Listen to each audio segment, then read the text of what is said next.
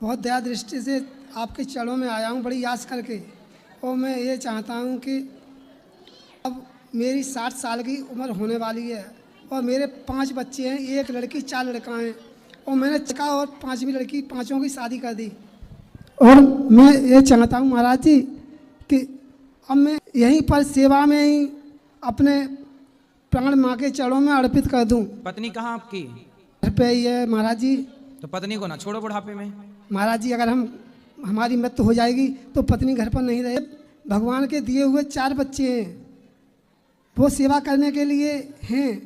मेरी लास्ट है महाराज तो जी। बच्चे अच्छे हैं, सेवा कर रहे हैं? हाँ महाराज जी, बच्चे सही हैं, लेकिन आप सही में प्रेम नहीं है भाई भाइयों में।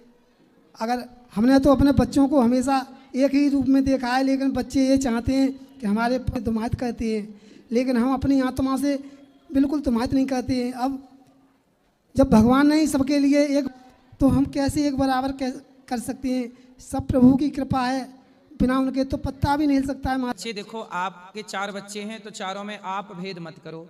भाई भाइयों को भी प्रेम से रहना चाहिए, पर आप भेद, चारों पे समान दृष्टि होनी चाहिए। महाराज जी मैं ये ऐसे माँ के चरणों में, अगर मैं 7 जन्म कोड़ी हूँ, अगर मैंने दुभात और दुआभाव किया हो, ये तो मैं आप बिल्कुल। अच्छे हैं, आप अच्छे से रहना, भगवान आपको सुखी रखे। महाराज जी मैं ये चाहता हूँ कि मैं आना चाहता हूँ कुछ दिन, 4-5 महीना बाद। ये मैं अब गांव में भी कह चुका हूँ कि मैं महाराज जी के चरणों में जरूर, वहीं जिंदगी और मौत वृंदावन में ही मेरी होगी। मेरे हर गांव वालों को ये मालूम है, मैं सालों पहले से नहीं, आप अपना बच्चों को, बढ़िया बच्चे हैं उनको संस्कार दो। चलो आप घर से ही मन भगवान में लगा सकते हैं, धाम में रहो ये तो अच्छी बात है, पर वहीं भी रहकर किया जा सकता है। महाराज जी वो बात आप सही कह रहे हैं, मैं आपकी बात मानने के लिए तैयार हूँ, लेकिन महाराज तो जी यहाँ कहाँ रहोगे? हैं? यहाँ कहाँ रहोगे? आप कहोगे हम तो माँ के चरणों में ही बने रहेंगे। हमको सेवा करेंगे, माँ के पैर दबाएंगे। अगर उनकी लेटरिन भी बटोरने की आ जाएगी वो भी बटोरेंगे महाराज जी हम। ठीक है, आपको सेवा दे देंगे।